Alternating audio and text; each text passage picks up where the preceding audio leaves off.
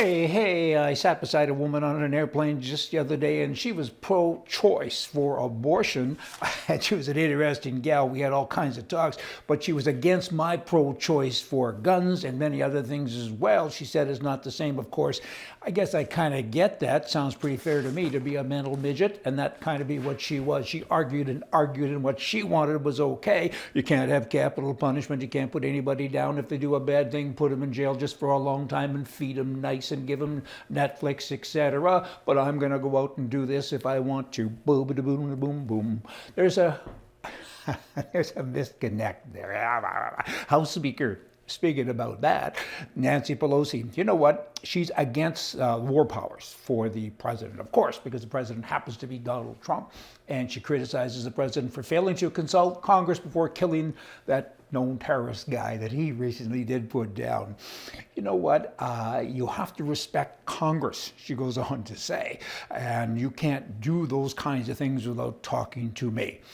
But back when President Obama decided to bomb Libya in 2011 in response to 0 Americans being killed. There were 600 and some odd killed by this terrorist that the president had put down, but in response to 0 Americans being killed, Pelosi defended Obama's decision at that time by saying this: the president did not need congressional authorization to launch such attacks, nor to keep the U.S. forces in Libya. It's okay if you're a Democrat, but it's not okay if your name is Trump and you're a Republican.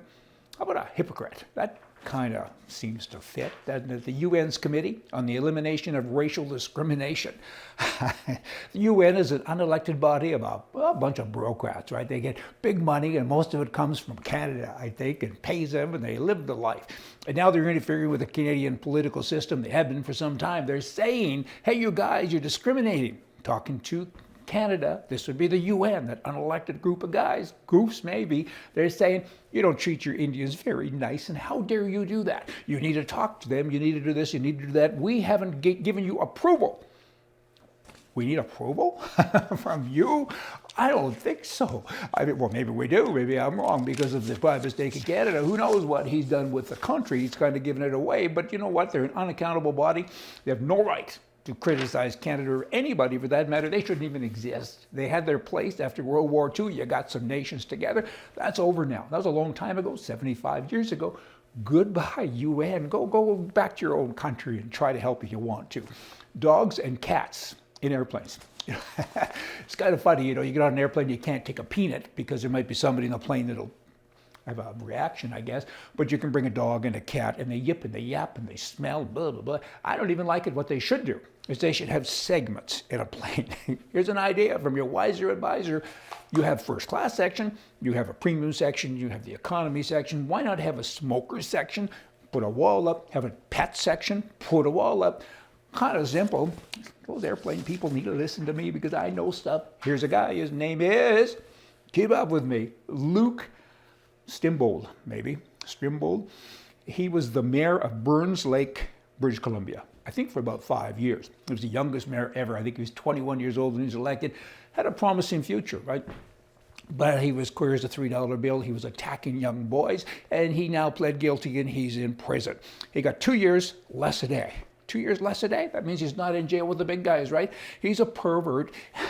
He's just a bad guy. I mean, there were 6 boys that came up and said, he did this to us. And he said, yeah, you're right, I did. Send me to jail. Don't give me much time so I can come out and I can reoffend. Statistically, he will reoffend again and again. So here's a guy, young, kind of the local superstar, I guess, because he became the mayor, and he took advantage of people because of that. Young children. He's a pedophile. He's a pervert. It's time for old Sparky. That's what it is. Fry him. Capital punishment. Wow. You need that kind of stuff for guys like him. He who does not punish evil commands it to be done. And that former mayor, he's evil. If you give him 2 years less a day in jail, you know what? Y'all come back. See ya.